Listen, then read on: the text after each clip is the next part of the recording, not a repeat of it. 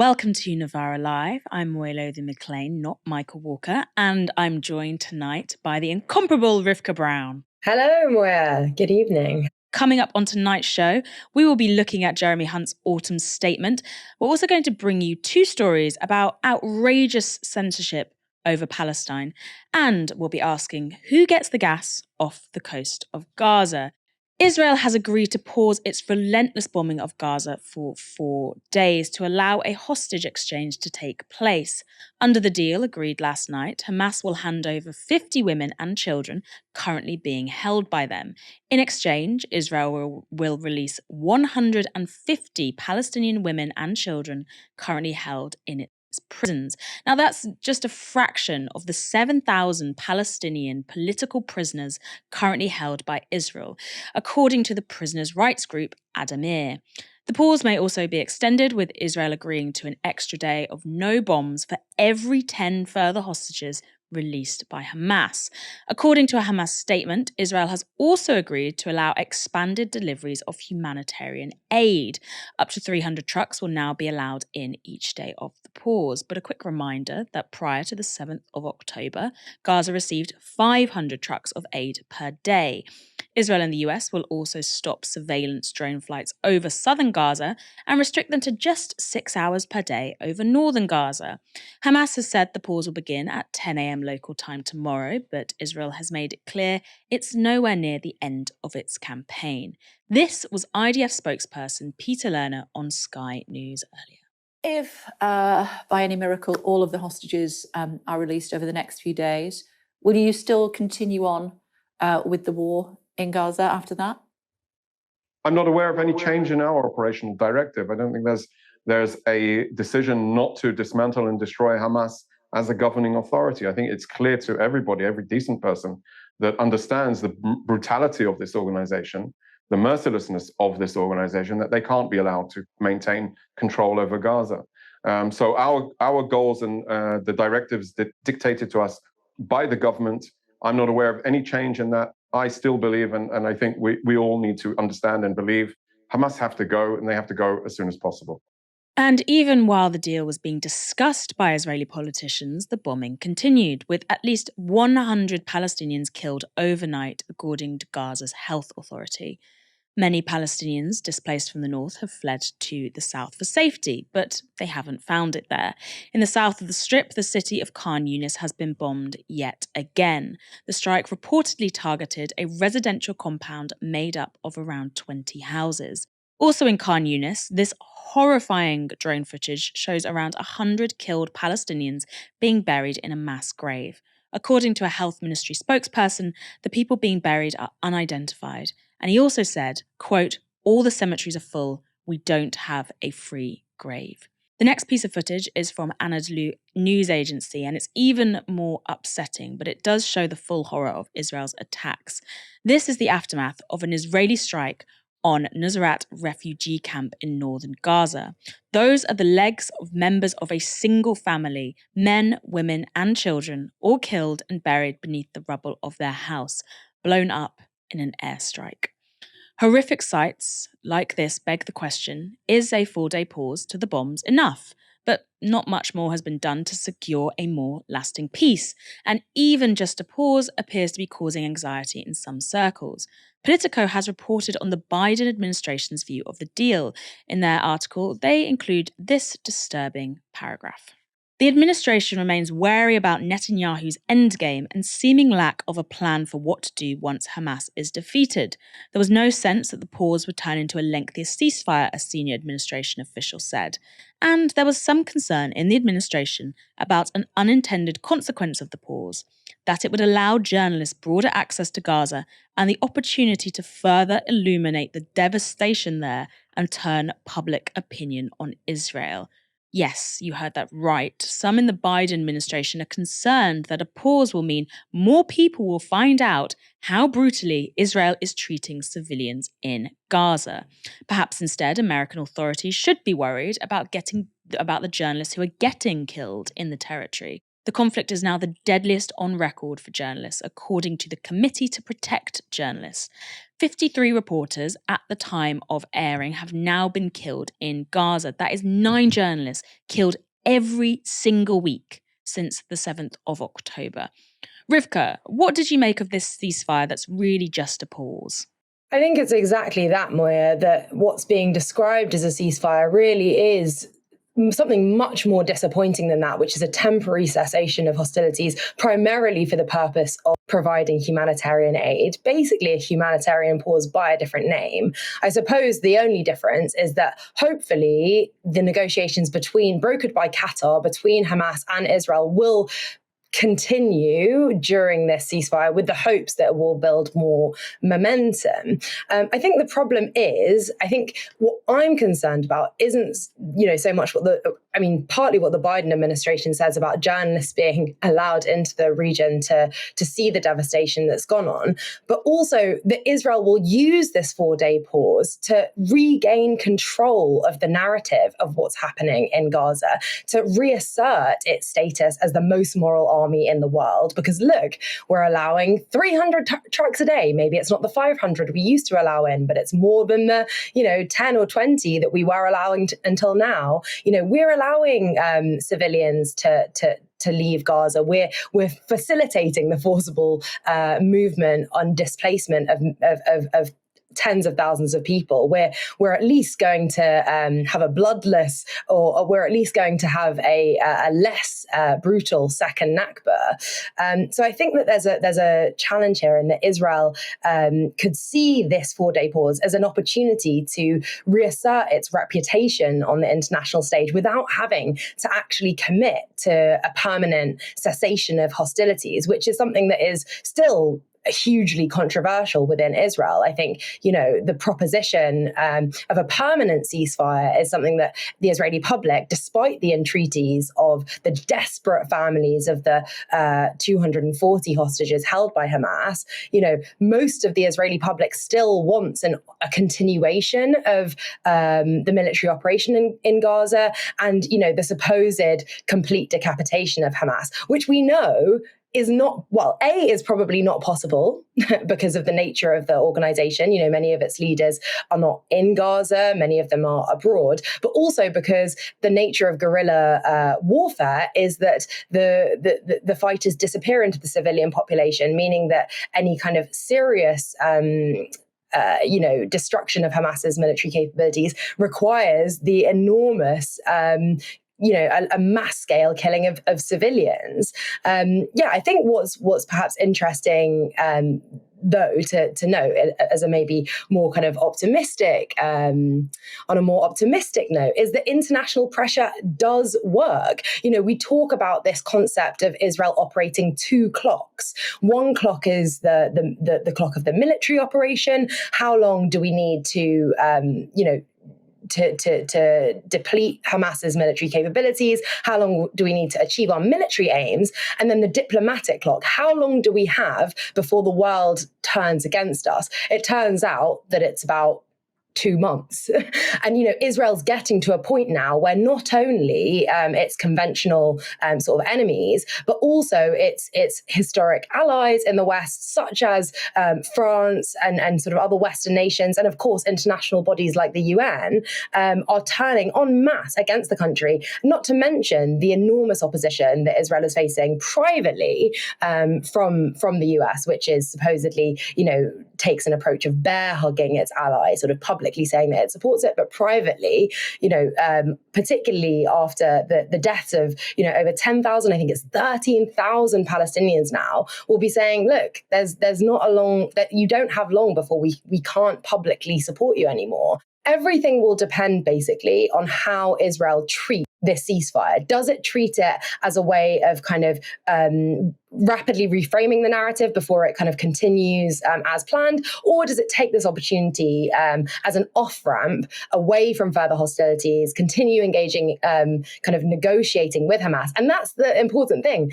This ceasefire is a recognition by Israel, whatever it says publicly, that Hamas is a political partner because it's engaging with it in diplomatic, negotiations. It might say publicly that Hamas are terrorists and we don't negotiate with them, but there are, as we speak, Israeli officials and Hamas officials sitting around tables in Doha.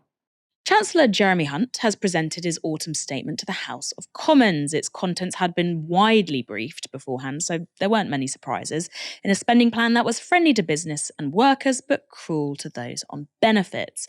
Hunt's focus was the economy and growing it. Here's how he began.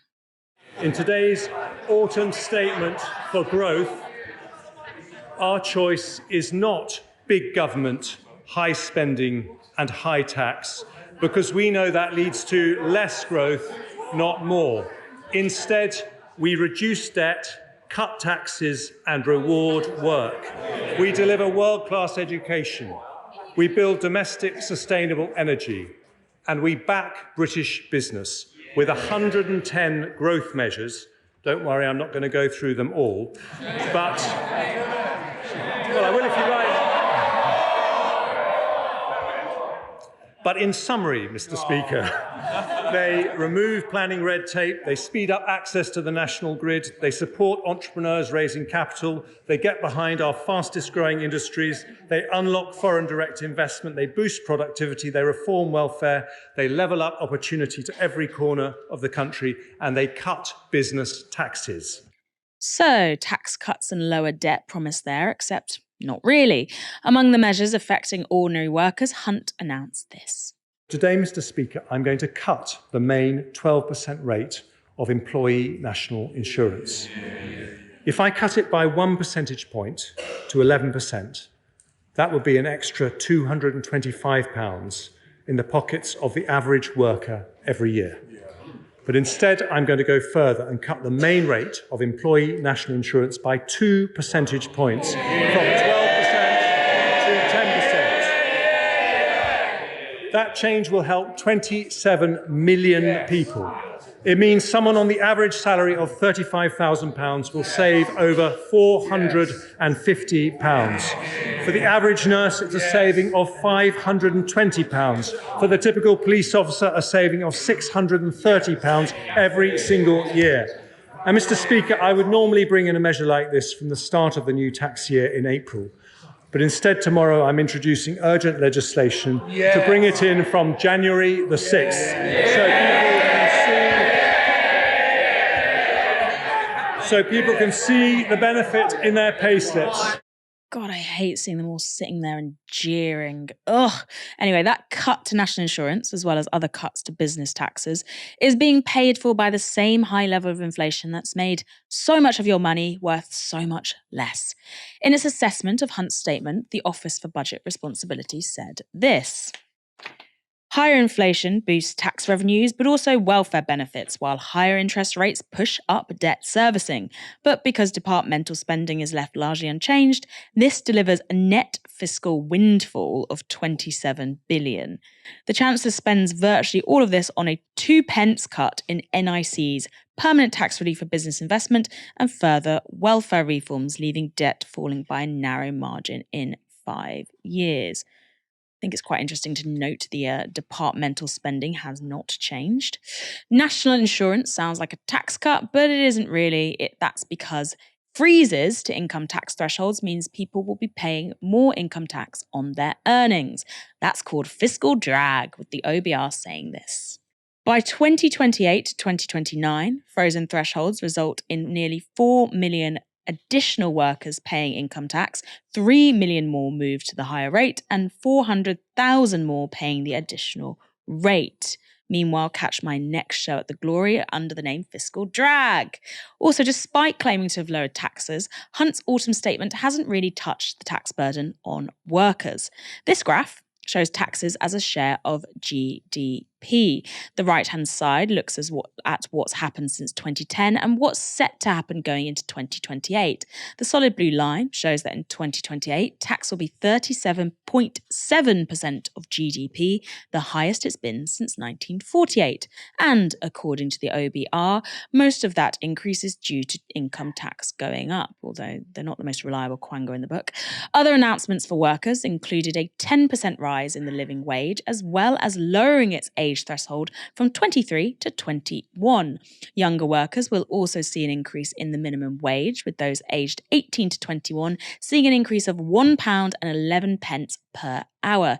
People on benefits will also see a rise in their payments, with Hunt promising a 6.7% rise. That's a move he described as, quote, compassionate. Much less compassionate, though, was his approach to those who are too ill to work. Every year, we sign off over 100,000 people onto benefits with no requirement to look for work because of sickness or disability. That waste of potential is wrong economically and wrong morally. So with the Secretary of State for Work and Pensions, last week I announced our Back to Work plan. We will reform the fit note process so that treatment rather than time off becomes the default. We'll reform the work capability assessment to reflect greater flexibility and availability of home working after the pandemic. And we'll spend £1.3 billion over the next 5 years to help nearly 700,000 people with health conditions find jobs. Over 180,000 more people will be helped through the Universal Support Programme, and nearly 500,000 more people will be offered treatment for mental health conditions and employment support. Over the forecast period, the OBR judged these measures will more than halve the flow of people who are signed off work with no work search requirements. At the same time, we'll provide a further £1.3 billion of funding to offer extra help to the 300,000 people who've been unemployed for over a year without any sickness or disability. But we will ask for something in return.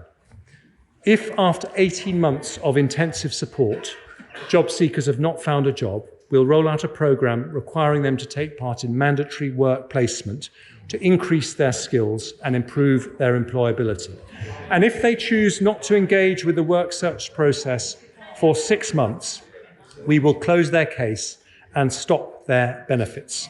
Just want to add that it's absolutely not compassionate at all to uprate the benefits the way that Hunt did.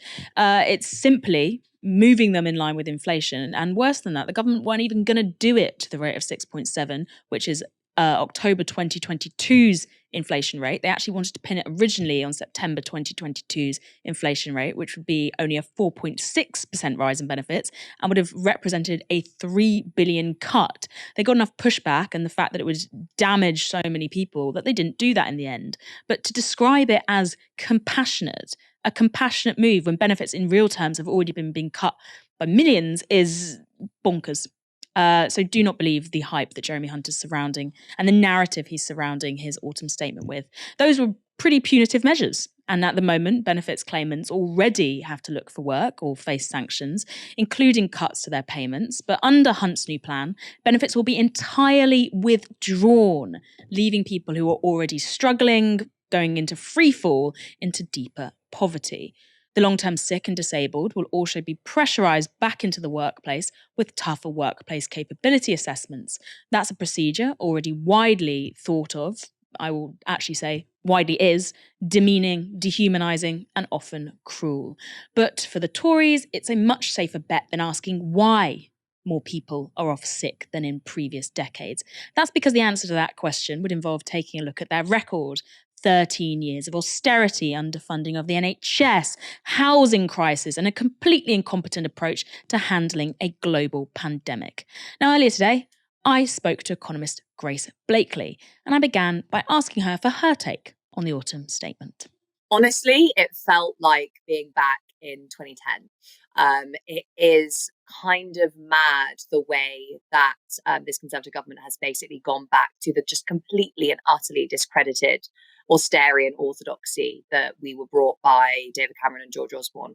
I mean, everything from the combination of proposed cuts to government departments that we're going to be seeing down the line, alongside tax cuts, which again, if you're really thinking about austerity from a kind of economic perspective, it should be tax rises alongside spending cuts. But instead, because this is just a naked kind of assertion of class war, really, on behalf of this government, as austerity has always been from the start, you have this combination of planned spending cuts with tax cuts that are primarily going to benefit the wealthy, as well as this rhetoric that we haven't really seen for a while, which is this kind of war on scroungers, on benefits claimants. And of course, we know that conservative economic policy always has to have a scapegoat of one kind or another. There has to be this, group of people to blame, whether this is migrants or, in this case, people who have refused to go back to work because, they're just lazy, which is obviously not the case. We've seen lots of people falling out of the labour force for many reasons, including issues surrounding kind of long-term ill health in the wake of the pandemic. So it really does just feel like Groundhog Day. It's like going back to 2010. Why do you think that economic proposals from the left are treated as these really radical, wild ideas that will never work? But then we see over and over again the politics of austerity being repeated year on year, driving the country further to immiseration, and it's treated as sensible financial management. I think it's a really interesting question, and it does hinge on the wider political context. There was this period, really from kind of, I suppose, like 2016 onwards, where both parties were really struggling to kind of get away from austerity. Boris Johnson and Dominic Cummings famously kind of said that this was not something that they wanted to hear being mentioned. They wanted to rid themselves of this image of being the party of austerity. And obviously, we had a Labour Party that was committed to reversing many of those cuts. And the reason for that was the changing political context, effectively. We had a relatively radical leader of the Labour Party. We had around that a kind of strong movement that built links between, movements on the ground with trade unions, with kind of voices in the media that were able to make the case for this kind of, this change. I was going to say radical change, but it's not a radical change. It's just kind of, basic kind of sound macroeconomics. And that also obviously taking place in the context of Brexit and people saying, right, well, we need a kind of shift in the way that the economy works. And really over the last several years, we've kind of seen a reversion to the political norm of a lot of those movements kind of being fought back. Obviously a dramatic shift in the leadership of the Labour Party, and trade unions really shifting on to just fighting for the day-to-day concerns of their members, understandably, because they're really being crushed by inflation. So they're just really arguing for wage increases in line with that. And with that political context having shifted, it's easy for the Conservatives to kind of return to this fiscal orthodoxy, which is embedded within many of the institutions within the British state. This is really like Treasury thinking 101. It's easy to kind of return to that normal because there just isn't that wider political context pushing for a big shift. And I think people imagined that there was more of a shift away from the kind of austerity thinking over the last kind of 3 or 4 years than there really was. Boris Johnson obviously had this kind of levelling up agenda, which A, wasn't particularly big, B, wasn't very sensibly distributed, and then C, ended up getting eroded quite significantly by inflation. So, there wasn't really the significant shift away from austerity. And obviously we've had this long period of cuts, which has left this huge,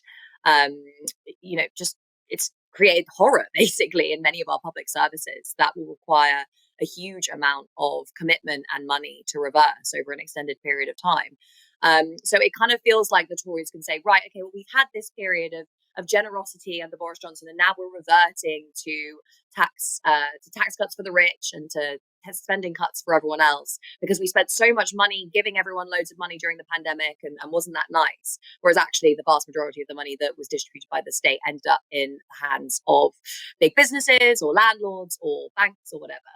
But it really is that shifting political context that has allowed them to do that, because there isn't this counter narrative that is saying what is going on, even though actually there are a lot of economists who are now willing to speak up and say this is crazy. We know that austerity is thoroughly discredited, but it just really speaks to that point that without those political dynamics are really kind of what shape the wider economic context. And it was, we had austerity to begin with, basically because the state decided that it was time to wage class war in the wake of a financial crisis that had kind of potentially threatened the legitimacy of the entire capitalist system. So we needed to kind of fight back against the potential, rumblings of dissent. And we're in a kind of similar situation now, but that powerful movement seems to have ebbed somewhat.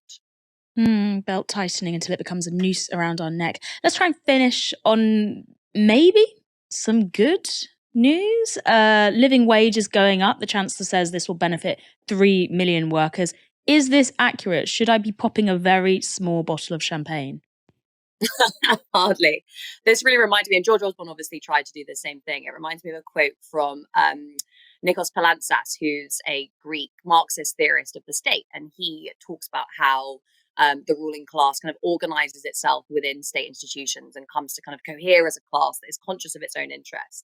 And he said that the difference between the victories won by the working class within the capitalist state and those won by the ruling class is that the victories won by the working class are concessions that are provided when capital feels the need to provide those concessions. And we're obviously in a situation now where we are coming up to a general election, and the Conservative Party is in desperate need of votes wherever they can get them. And they know that because the Labour Party is also committed to this kind of, discredited fiscal orthodoxy, they can say, we're doing all the same things as Labour, but also, look, we're being very generous and having giveaways, in the form of tax cuts and also in the form of minimum wage rises. So, this concession that is effectively being granted as a giveaway prior to the next election is not something that, I don't think many people will be particularly celebrating, especially given that, we had a decade of wage stagnation after the financial crisis. Then we had some of the largest falls in wages that we've seen, on record during the pandemic in terms of real wages. And those have not been made up for by the kind of slight edging ahead of inflation with wages that we've seen in recent months. And also, if you look at the economic forecast, it looks as though we could be going into a downturn, perhaps a recession. Productivity is still at the same levels as it was prior to the pandemic, and then barely higher than it was before the financial crisis. And we know that wages and productivity are tied. So, yes, it's good that we're having some kind of increase in the minimum wage, but the fact that it's being given as kind of red meat to the electorate by a government that's not going to win an election anyway, and which has been responsible for just, the immiseration of millions of people's lives in the run up to an election is not something I think that we should be celebrating. These are questions that need to be answered, I think, by a kind of, it would be ideal if we had a coalition of movements and the Labour movement and, people on the streets and political organisations that were able to articulate precisely what we could demand, what we should be demanding from the state, rather than just having, here's a nice little gift that you can have prior to an election. But unfortunately, we are not in that position at this time. Jeremy Hunt's autumn statement may have garnered the most headlines, but there was another important event that happened in Parliament today. Full ceasefire now! Full ceasefire now! Full ceasefire now! Full ceasefire now! End the siege! End the siege! End the siege! End the siege! That sit-in, organised by the Palestine Solidarity Campaign, happened in Parliament's foyer as Hunt began his speech inside the Commons. Over the past few weeks, there have been a lot of examples of censorship and deplatforming when it comes to demonstrating solidarity with Palestine. Tech CEOs have spoken out against Israel's campaign in Gaza, have been forced to resign. Hollywood actors have been dropped by their agents. Powerful editors have been pushed out of their publications. But today, we want to bring you two particular stories of censorship around what's happening in Palestine. One looks at private companies, one looks at the UK state. Both demonstrate how networks of power operate. Let's start with the story of how Eventbrite, a private ticketing website, was seemingly pressured by a US conservative movement against trans people into deplatforming events linked to Palestinian rights. Now, in recent weeks, Eventbrite has been depublishing pages for events linked to Palestinian rights, many of them in the UK. On the 26th of October, and this date is important, an event at Queen Mary University titled Carnage in Palestine, Oppression, Complicity, and ethical responsibility was delisted by Eventbrite. Now, the description said this event would address the importance Palestinians have attached to non-violent forms of solidarity in their struggle for freedom, justice, and equality. Eventbrite sent organisers of the Queen Mary University event an email explaining the decision to delist it, and they said this: Eventbrite is committed to providing a safe, inclusive, and respectful platform for live event discovery. We have the discretion to remove any content that we determine violates our community guidelines or terms of service. This includes all forms of discrimination and hatred rooted in anti-Semitism. Other pro-Palestine events have since been delisted by Eventbrite. One of those was an Atlanta teach-in organised by Palestine Youth Movement and Community Movement Builders, which focused on the links between Black and Palestinian liberation and, quote, the policing systems in Atlanta and Palestine. On the 4th of November, organisers were told their event had been depublished because it could, quote, contribute to a risk of harm or incite violence. Back in the UK, a fundraiser raising legal funds for Palestine action activists who sat on the roof of an arms factory was also delisted by Eventbrite for the same reason. And most recently in the UK, the Greater Manchester branch of Stop the War Coalition were notified on Tuesday that their event page for people to buy seats on a coach travelling to Saturday's National Palestine demo had also been delisted for the same reason. Now, none of these events, a teach-in, a panel talk looking at how non-violent resistance works, a bus journey to a peaceful protest, and a legal fundraiser seem as if they breach the privately held guidelines around either discrimination or inciting violence that Eventbrite later began to use as their rationale for depublishing them, unless, of course, support of Palestine is a violation of the company's guidelines. So, what's going on? Well, we need to look to that cursed place, the US of A. This is a woman named Riley Gaines. Gaines is a 23-year-old former competitive swimmer, but over the last year, she has become an outspoken conservative face of a movement against allowing trans women to compete in women's sporting categories. Gaines is currently on a college speaking tour of the US that has occasionally seen protests and physical clashes between demonstrators and attendees. And on the 25th of October, Fox News reported this story. Eventbrite Marketplace removes Riley Gaines's Protecting Women's Sports, cites community guidelines violation. Now, Fox News reporters wrote that Eventbrite had depublished an event titled Protecting Women's Sports with Riley Gaines that was scheduled to take place at the University of California, Davis in November. Eventbrite said the event violated their community guidelines and terms of service. In an email sent to Gaines, the company wrote this: We do not allow content or events that, through on or off-platform activity, discriminate against, harass, disparage, threaten, incite violence against, or otherwise target individuals or groups based on their actual or perceived race, ethnicity, religion, national origin, immigration status, gender identity, sexual orientation, veteran status, age, or disability. Quite a list. Now, Fox News featured an interesting comparison between Gaines's delisting and a panel event in New York. They wrote this: Although the event featuring Gaines was removed, several other controversial events appear to remain active on the platform's ticketing marketplace. One was from a group called Tempest NYC, which posted a Stop the Genocide, Free Palestine event that is scheduled to take place next week. Now, Tempest is a group, an LGBT group, in fact, based in New York. Their event's description referred to Hamas militants as Palestinian resistance fighters who had, quote, broken through Israel's siege of Gaza. Tempest organisers also stated that the panel would do this. This panel will explore the historical context that led to the current moment, the dynamics currently at play, and the possibilities for building international solidarity for Palestinian liberation.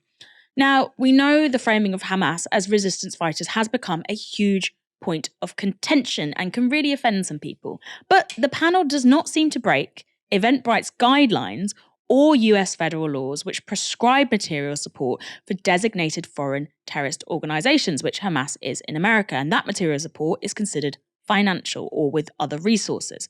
Either way, what happened next went way beyond this one event. The story of Gaines's shut down Eventbrite events spread across US conservative media and social media. Gaines herself posted Eventbrite's email the next day on X and encouraged a boycott of the company. She wrote this: "I love all the people in my comments saying they've deleted their Eventbrite account. Give them the Bud Light treatment." Gaines was referring there to a right-wing boycott campaign that happened earlier this year when Bud Light launched a marketing collaboration starring a transgender influencer. And US conservatives heard Gaines's call. Republican politicians like Ted Cruz, Eric Schmidt, and Virginia Governor Glenn Youngkin supported the Eventbrite boycott publicly and lobbied the company's directors privately. And the line they picked up was not only that Eventbrite was deplatforming women's rights events, but that it was concurrently allowing pro-Hamas events to continue unchallenged. This morphed into a repeated line across media and social media that focused solely on Eventbrite supposedly being pro-Hamas. In a podcast appearance on the 30th of October, Glenn Youngkin said his office would no longer be using Eventbrite because they, quote, carried events around Hamas. Let's just be clear that when a company decides it's going to make statements on political and social issues, they have to live with the consequences. And the blowback here has been warranted. I mean, let's just first recognize that a Hamas terrorist group invaded Israel and conducted barbaric attacks on women and children and killed nearly 1,400 Israelis, and they need to be condemned. And there's no place to sit on a fence here. You're either condemning it or you're condoning it. And the fact that, first of all, Eventbrite continues to carry events around Hamas is unbelievable. But then, on top of that, to proactively terminate an agreement with Riley is beyond belief.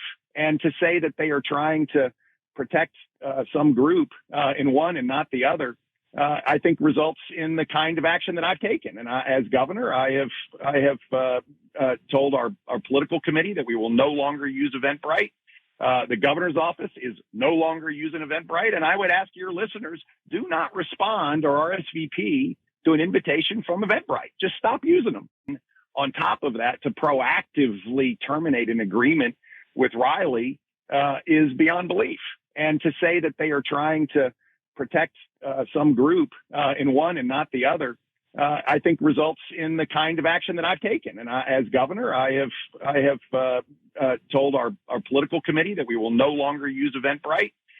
The governor's office is no longer using Eventbrite. And I would ask your listeners, do not respond or RSVP to an invitation from Eventbrite. Just stop using them.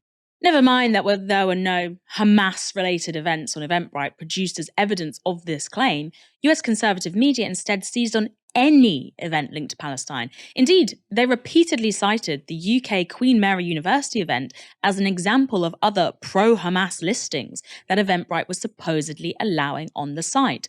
And we know that Kevin Hart, the chairman of Eventbrite, saw these specific allegations. How do we know this?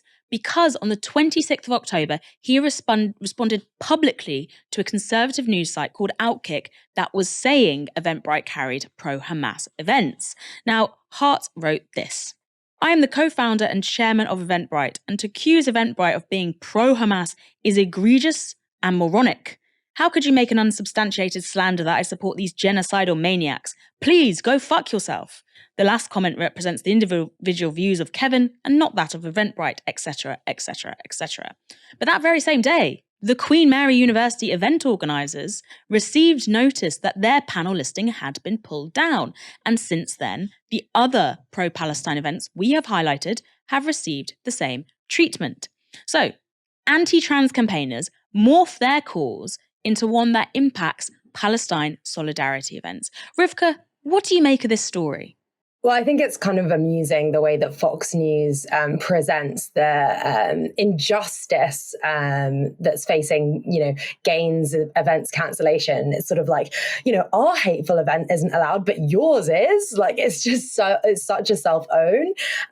But I think there's also obviously a persistent irony to the fact that so many of these sort of pro-Israel or transphobic or both, in this case, campaigners will very quickly resort to boycotts, when obviously if Palestinians and their supporters wanted to give Israel the Bud Light treatment, they're anti-Semitic. So, it's one rule for them, I guess. But I think, we shouldn't be surprised at all that there is this pivot, this knee-jerk pivot of the transphobic movement towards expressing or towards directing their ire at Palestinians and sort of demonstrating their support for Israel. The Argentinian philosopher Maria Lugones talks about the coloniality of gender, the idea that the way that we conceive of gender as binary and as hierarchical, and the genders as kind of representing some sort of natural order, is deeply rooted in kind of European thinking and kind of Enlightenment philosophy, and that it was imposed very much on the rest of the world through the project of colonization. And anyone who's been to Israel, or even, in fact, observes Israeli sort of media and culture from afar, will know that Israel is one of the most highly gendered countries on the planet. And it's no coincidence that it is also, it was founded as a kind of settler colony. We have the idea of muscular Judaism, the strong indigenous Israeli Sabra who would kind of succeed and vanquish in some ways the sort of weak, effeminate diaspora Jew. So we already know very, very well about the kind of links between transphobia and sort of support for Israel, and sort of, or at least a sort of a kind of colonial attitude and an imperial attitude, a white supremacist attitude, which underpins the Zionist project.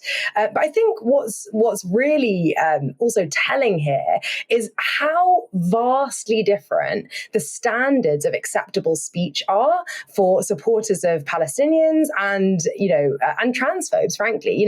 You've already said that at Gaines' previous tour events, there have been violent clashes. She's literally inciting people to commit these acts of violence at and around her events.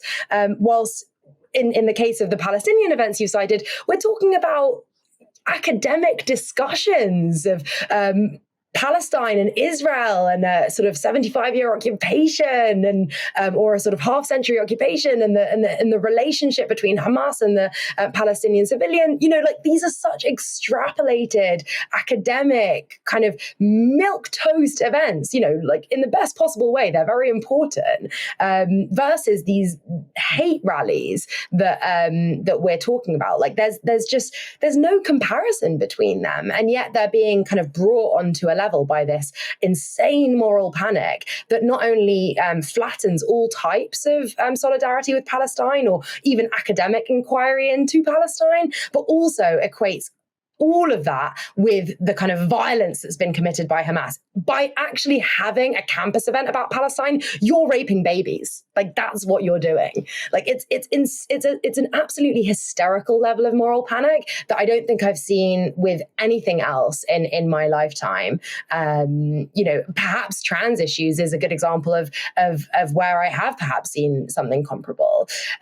I think what we should also pay attention to, though, and what is quite helpfully very telling, is the comment and the kind of Kevin Hart's rising to the bait that was presented to him basically by the right wing sort of lobby. And sort of reminding us through his statement about Hamas's genocidal acts and so on, not Israel's genocidal acts, by the way, Hamas's genocidal acts, supposedly, that the internet is owned, the 90% of the real estate on our internet is owned by liberals through to absolute lunatic, conservative, far-right conspiracy theorists like the people that Elon Musk hangs out with.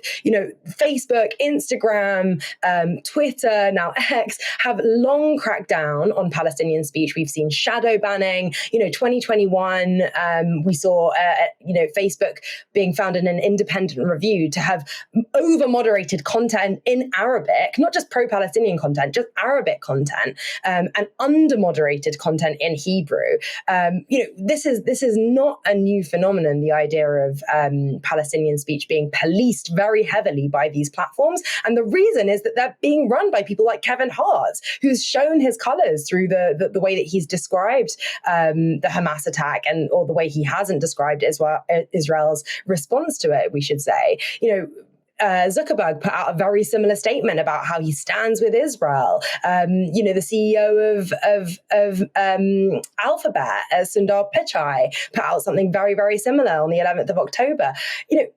These are people who are in a sort of operating in a social environment and in a kind of political environment that is incredibly reactionary.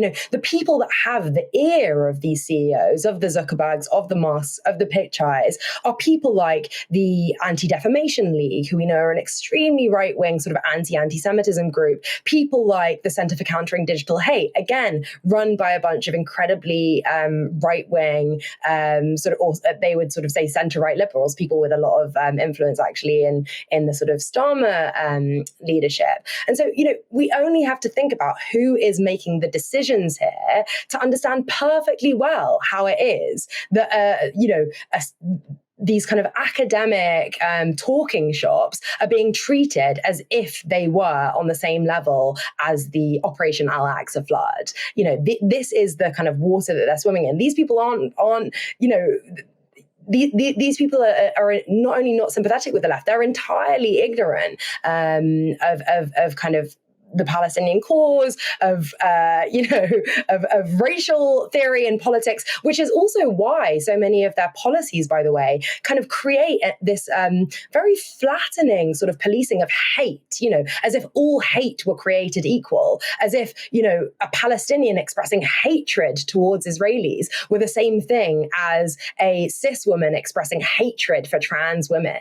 These people are fundamentally very ignorant of power relations and of kind of class warfare, and in so doing they sort of create an environment in which all hate is treated as equal, but somehow Palestinian hatred, quote unquote, is particularly egregious. I also think it shows how effective the right are, at least in the US, at knitting together different campaigns. You had this bevy of anti-trans activists who managed to turn this story and their campaign against Eventbrite into something that was even more emotive because of the current moment, by saying, well, you've taken down this event that because you said it's inciting hatred on the grounds of discrimination against gender, but look, you've also got these events that are pro-Hamas. They immediately tapped into a much bigger fear and panic right now. It just shows how effective they are. So I wish the left had that ability to link together struggles in the same way.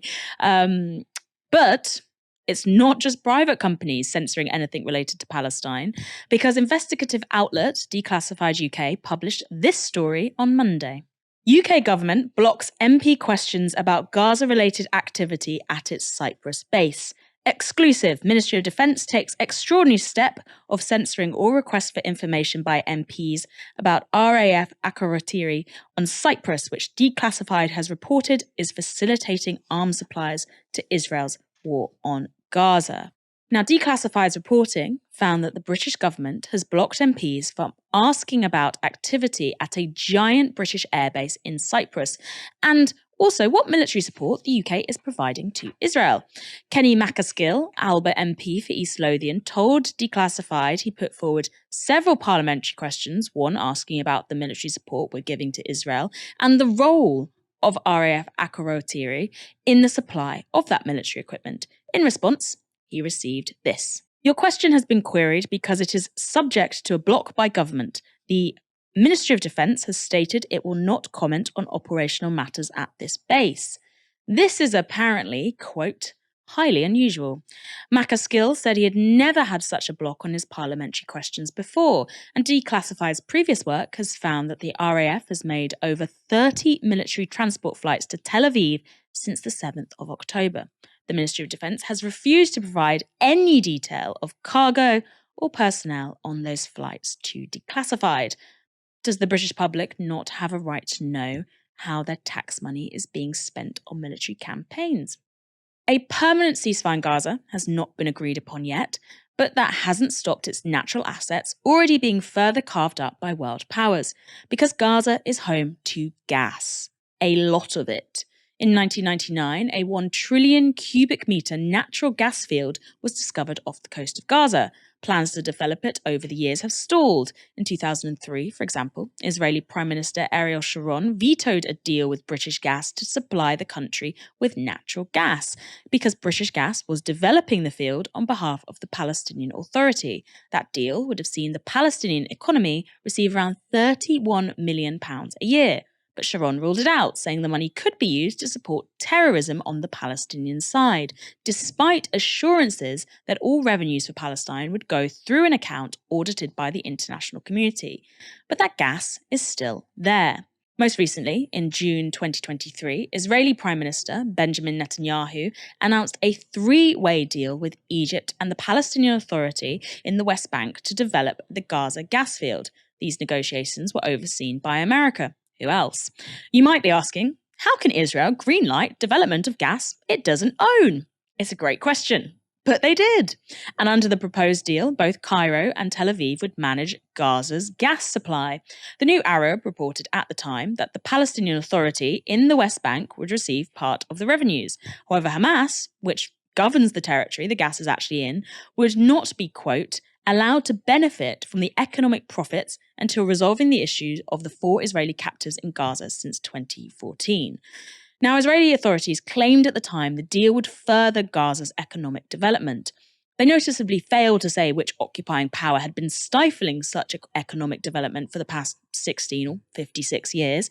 At the time also, Hamas publicly didn't seem keen on the proposed plan for Israel and Egypt to manage Gaza's gas.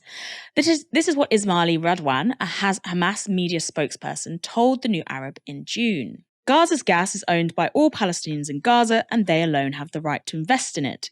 Israel occupation cannot impose its requirements and restrictions on our capabilities and natural wealth. That deal seemed part of Israel's attempt to further normalize relations with surrounding powers. Then, on the 7th of October, Hamas attacked.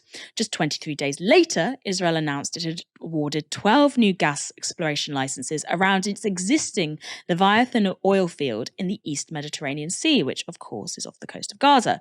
At the time, this suggested an attempt to once again strengthen international support for its war, and also dependency on Israel's gas supplies. But how can gas do all that? Well, earlier today, I spoke with climate corruption journalist Rachel Donald, who runs the platform Planet Critical. I started by asking her what role gas plays in the global energy supply at the moment. Gas is one of the main fossil fuels that are being used to fuel the world right now. Unlike oil, however, there's lots of it left. Since 2008, academics have been warning about peak oil, and we can see that in the United States, for example, we are now drilling into shale oil, which means that we are running out. To combat this, governments and the fossil fuel company have branded LNG, liquid natural gas, as a transition fuel because it emits 40% less carbon than coal. However, that's a really, really low bar. The world should be transitioning to a renewable economy. However, to maintain control over the energy supply, which is fossil fueled, governments are keen for us to use the 125 years left of gas reserves that there are in the world. Where is gas in the Israel-Palestine region? It's off of Gaza's coast. So a huge gas field, the Leviathan gas field, which contains 22 trillion cubic feet of natural gas, is just off of Gaza's coast. And this is just one of the many reserves of fossil fuels that are in Israel, in the occupied territory of Palestine, and in international waters. Now, in 2019, the UN released a report on these fuels, stating that they were valued at $524 billion. Now, that's $500 billion in 2019 money, before Russia invaded Ukraine and before COVID and before inflation and all of that. So it's a huge, huge, huge amount of money, and a huge field for a regime, the West, that is running out of gas since it sanctioned Russia. Yeah, can you tell me a bit more about that? How does the Russia-Ukraine war play into the West's search for gas? So when Russia invaded Ukraine, one of the first things that the EU did was slap it with sanctions and stop importing its gas. Now, we have since seen that that wasn't particularly effective, because essentially what happened was other nations started importing it, rebranding it, and selling it as their gas. So there's still lots of Russian gas in the supply chain. So this was more of a performative action by the EU than anything else. But it meant that they had to find another supply. And as we can see, there was sort of like a big panic over the past few years about, would we be able to heat our homes in winter? Was there going to be enough gas? Now, interestingly, in June 2022, the European Union signed a memorandum of understanding with Israel and with Egypt to import some of the gas in the Leviathan gas field, essentially to shore up the supplies that are missing since they stopped importing Russia's gas. Do we know who the gas field off Gaza belongs to? Is there a distinct answer here? I'm not an expert in this, but based off of the 2019 UN report, which was on this topic, a lot of it is in international waters, right? And so it's kind of disputed, and it should be shared amongst all of the countries and the states close by, including Palestine.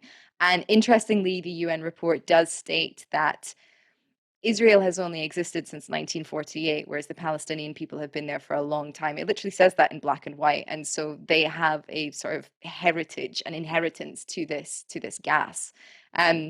And they did almost exploit it. In 1999, the Palestinian National Authority signed a deal with BG Group, which discovered the first gas field off of the coast of Gaza, which contained 1 trillion cubic feet. And the Israeli government at the time was okay with that. They thought that it would sort of help harbor good relationships between the states. But essentially, with every Israeli government, that deal has changed. So every time a right-wing Israeli government gets in, they take the deal off the table. And then every time a centrist or kind of left-wing-ish government gets in, they put it back on the table. And that went on and off, kind of yo-yoing between the two, until 2007, when the Israeli government went around the back of the Palestinian National Authority to negotiate directly with BG Group. That deal fell through. They went back and hurriedly tried to renegotiate that deal in summer 2008. And the UN report states that it looks like Israel was keen to get those negotiations done before invading Gaza in December 2008. And it was that invasion that took all of those gas fields off the coast of Gaza under Israeli control. What's been the most recent deals on the table concerning that gas field in Gaza? I know there was something going on in June 2023, was there not? In June 2022, there was the Memorandum of Understanding signed, but the most recent was October 30th this year, when 12 licenses were granted to 6 companies to explore more of the fields off of Palestine's coast, essentially. Which companies were those, and what was the detail of those licenses? So those companies, there were 12 of them. I don't know all of them off the top of my head, but one of them was BP, one of our own. And the deals are just like any others, essentially. Exploration licenses just to go in and see what there is available to exploit. This week, the US's energy security advisor has been visiting Israel, and he's been talking about the need to center this gas field at Palestine's post-war economic reconstruction. And he said as part of that, he's sure the Israelis will 100% allow Palestine to retain any revenues because the gas belongs to Palestine. What do you make of this assertion in the light of the current Israeli campaign on Gaza? I think it's a very interesting assertion, and I think that there's a lot to unpack in it. We could say that historically, what he's saying is absolutely nonsense. Under no circumstances would a Netanyahu government allow for Palestine to exploit these resources. Otherwise, he would have done it at some point over the past 20 years. And the fear of funding terrorism has been used a lot as an excuse to take this gas out of the hands of the Palestinian people to whom it belongs. There's another angle, though, that I think is very interesting, which is that the United States is now positioning itself as a negotiator between the two states, and coming out as if it's their idea, that we're going to give some of these revenues to Palestine. It will help. It will sort of smooth over relations between the two. So they get to come out of this looking like a good guy, like the guy who kind of saved the day if this is what happens. However, it also means that you are entrapping a people who have been dispossessed and illegally occupied for 75 years into a particular regime, that of Western hegemony. Because the world is split essentially at the moment between like an energy war and a materials war. And the Western regime runs on fossil fuels. It can only run on fossil fuels because that's what it has access to. However, a renewable regime would come out of China. And I think this is one of the reasons that the West is being very slow to transition to renewable economies, because it essentially guarantees China coming up and being a dominant world power, because it has control over all of the material supply chains that you need to build a renewable economy. So I think it's very interesting that the United States could be using this as another form of neocolonialism, essentially to force a people into a form of like energy bondage, essentially, where after so long, after so much abuse, they finally get something with which to develop their economy. However, that thing that they're using to develop their economy is actually the very tool that has been used to dispossess people and to force a hegemony around the world. And really, it's not the future of a sustainable world and one in which people are treated well. How do we discuss factors like the Gaza gas fields in this military campaign without sounding conspiratorial? Oh, they've really done us good, haven't they? That we can't discuss resources without sounding conspiratorial, even though there is a very long history of governments knocking over regimes and invading one another and starting illegal wars in order to get their hands on it. I think, if anyone would sort of question the importance of resources, I would say two things. The United States, the United Kingdom, illegally invaded Iraq less than 20 years ago in order to get their hands on their oil. And we know that now, no matter the party lines of the people who organized that campaign may be. We know that now. And the other thing is that, where do you think wealth comes from? Money, even though it might be this like illusory thing that we kind of hang on to, always began as natural abundance, always began as natural resources. Power is all about being able to transform energy. It's a basic law of physics. And if you can take natural resources and turn them into wealth, that means that you have a huge amount of power. So natural resources have been, I would say, at the cornerstone of every major conflict of human societies whilst they've been trying to grow. We can look through the entire vein of history to see that. Sometimes they get wrapped up as ideological campaigns. That's a really good excuse when really you're using brute force in order to just feed your economy. The man you're about to see is the former director of Barack Obama's National Security Council, Stuart Seldovitz. This video was captured by a food cart vendor in New York City. To my friends in immigration. Really? Okay, go, yeah. And to the Egyptian, the Mukhabarat wants your picture. Okay, yalla, go. Yeah?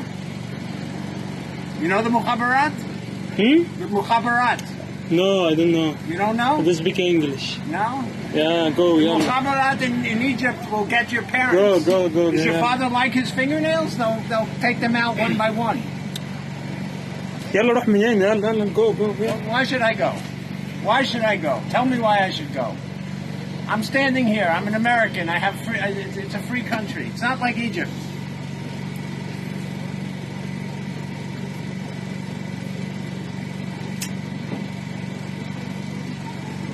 Yeah, smile for me.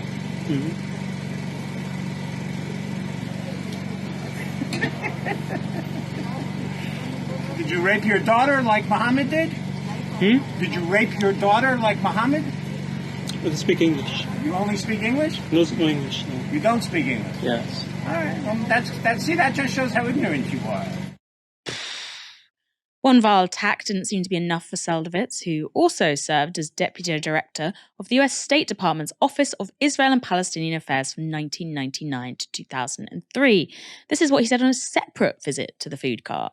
You support terrorism. Listen, go. I'm not support something. You do. You support terrorism. I'm not some. You Go. support I'm just killing working little here. children. You're a terrible person. You kill children, not me. What? Go. My kids? What about my kids? You kill children, not me. Go. I didn't kill children. Okay, what I see You here? know why? If we killed 4,000 Palestinian kids, you know what? It wasn't enough. It wasn't enough. Go, go, go, go. It wasn't enough. 4,000 Palestinian kids. It wasn't enough. After those videos went viral online, the New York Times approached Seldowitz for his side of the story, reporting this. According to Mr. Seldowitz, who said in a phone interview on Tuesday that he had not seen the videos, the episode started after he asked the vendor if he was Egyptian. As the conversation progressed, the man expressed support for Hamas, Mr. Seldowitz said, though no such claims are captured on any of the videos that have been made public. At that point, I got rather upset, and I've said things to him that in retrospect I probably regret, though that I do regret, Mr. Seldowitz said. Instead of focusing in on him and what he said, I expanded into insulting his religion, and so on. Asked if he was Islamophobic, Seldowitz said this. I've worked with Muslims, I have many people who are Muslims and Arab and so on who know me very well and who know I'm not prejudiced against them. Rivkah, does it surprise you that a man like this, who would stand in front of a food cart vendor and attack them by saying, you know, do you rape your daughters like Mohammed did, or 4,000 killed kids in Palestine isn't enough, would hold a key role in American government, not just American government, but a government that was branded as liberal at the time, Barack Obama's administration, would hold such a key role relating to the Middle East and Israel and Palestine? It doesn't surprise me at all. And that's, I think, because, you know, we know that right-wingers are just more honest liberals. It's not that liberals don't think all of the same xenophobic, Islamophobic, you know, American exceptionalist, or in this case, white supremacist kind of stuff. It's just that they don't say it. They just put it into policy. You know, if we think about what Obama did while Stuart Seldowitz was working for him, he deported more people than any other president. He approved more drone strikes in his first year in office than Bush did in his entire administration. He expanded the surveillance of Muslims, you know, through the Countering Violent Extremism Initiative, basically America's answer to prevent. He directly supported the Saudi-led coalition in its bombing campaign against Yemen. You know, it's what's more surprising is that he said it out loud. And I think that's in some ways where we have to be sort of maybe start to rethink our understanding of what racism really is. You know, I think we, you know, even on the left, because of our media environment, have a tendency to think of the most egregious forms of racism as the ones that you can capture on an iPhone and post all over social media. You know, that is racism. It's far harder to quantify the racism of a counterterrorism initiative like the CVE, or, you know, the sort of racist ideologies that underpin drone strikes or support for the war in Yemen. And I think that's, I think, what we should be kind of careful of, because Biden is actively currently trying to whitewash his reputation when it comes to that sort of first superficial type of racism. I don't know whether many people in the UK will be aware of this, but, you know, a week or so ago, a couple of weeks ago, the Biden administration announced its first national strategy to counter Islamophobia. Kamala Harris said it was to combat, quote unquote, the surge of hate in America.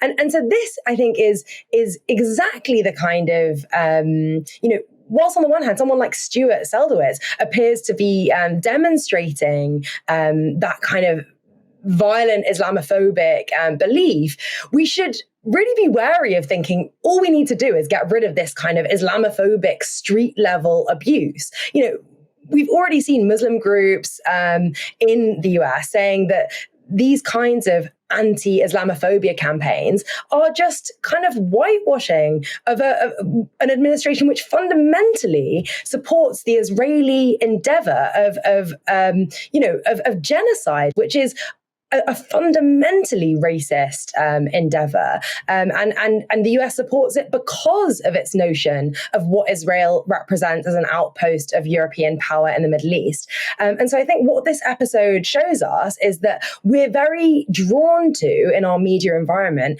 episodes altercations on an individual, interpersonal level between racists and victims. But what we have to bear in mind is that ultimately the real damage is not what Stuart Seldowitz, like some idiotic comments that he makes to a poor, street vendor, but the policies that America is approving in Palestine. That is countering Islamophobia on a much more profound level. And so, yeah, I think ultimately we shouldn't be surprised that someone who was, and clearly ideologically still very much is, part of a kind of state apparatus that is fundamentally, Islamophobic isn't the term for it. It's imperial.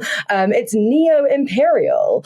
Should be spouting this kind of street level abuse. It helps us to kind of unlock some of the ideological underpinnings of that state apparatus. But really, the state and its policies are what should be the subject of our criticism here. Not some, bullshit that a former Obama, official is saying to some street vendor. I think very incisive analysis, but I will plead the ability to do both and focus on the bullshit and the state level apparatus. Rivkah, thank you so much for joining me tonight. We had a very packed show. Your contributions were excellent. Thanks for having me. It's been a pleasure, and really full day of. Hopefully the ceasefire will turn into something more permanent. We hope, and for those of us who pray, we pray. Thank you everyone for watching this evening. Come back tomorrow for another live stream from 6 p.m. where Michael Walker will be taking my normal slot. For now, you have been watching Novara Media. Good night.